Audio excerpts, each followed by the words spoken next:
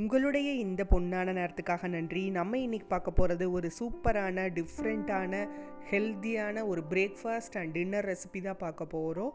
இது பார்த்திங்கன்னா நம்ம குயிக்காக சிம்பிளாக ஈஸியாக செஞ்சிடலாம். ராகி மாவை வச்சு செய்யக்கூடிய ராகி உப்மா ரெசிபி தான் பார்க்க போகிறோம். வாங்க எப்படி செய்கிறதுன்னு பார்க்கலாம்.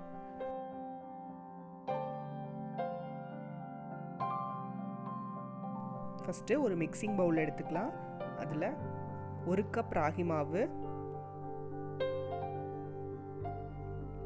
சேர்த்துட்டு அடுத்து தேவையான அளவு உப்பு,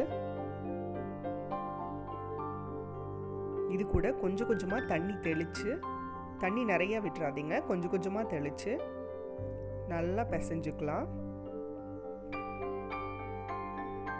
நல்லா உதிரி உதிரியாக இருக்கிற மாதிரி இதை பிசைஞ்சுக்கலாம்.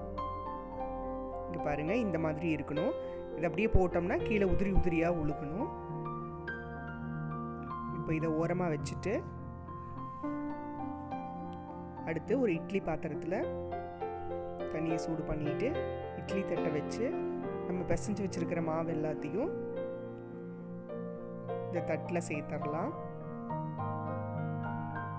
சேர்த்துட்டு மூடி வச்சு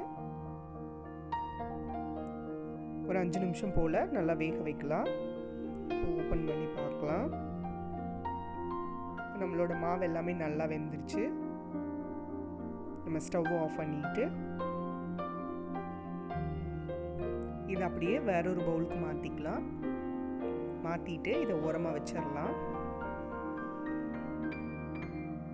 அடுத்து ஒரு பேனில் கொஞ்சமாக எண்ணெயை சூடு பண்ணிக்கலாம். எண்ணெய் சூடானதும் கடுகு சேர்த்துக்கலாம். கடுகு வெடிச்சதும் ஒரு ஸ்பூன் கடலைப்பருப்பு. கடலைப்பருப்பு நல்லா கலர் சேஞ்ச் ஆனதும்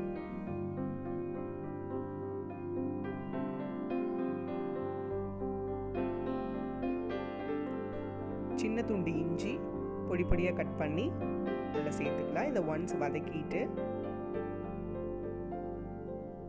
இது கூட ஒரு பெரிய சைஸ் பெரிய வெங்காயம் பொடியாக கட் பண்ணினது, காரத்துக்கு தகுந்த மாதிரி வரமிளகா, ஒரு கொத்து கருவேப்பிலை,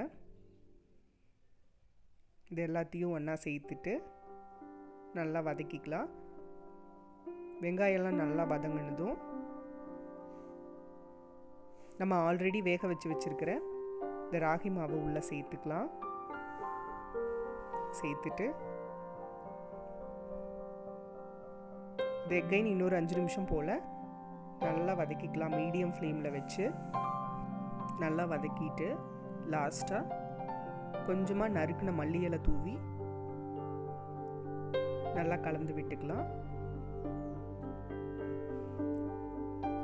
கலந்துட்டு நம்ம இறக்கிடலாம். இது பார்த்திங்கன்னா ஒரு ஹெல்த்தியான சூப்பரான பிரேக்ஃபாஸ்ட்டாகவும் நம்ம சாப்பிட்லாம், டின்னராகவும் சாப்பிட்லாம். அவ்வளோ சூப்பராக இருக்கும். இது சைடிஷ் இல்லாமையும் சாப்பிட்லாம். நம்ம வேணும்னா ஒரு தேங்காய் சட்னியோட வச்சு சாப்பிட்லாம்.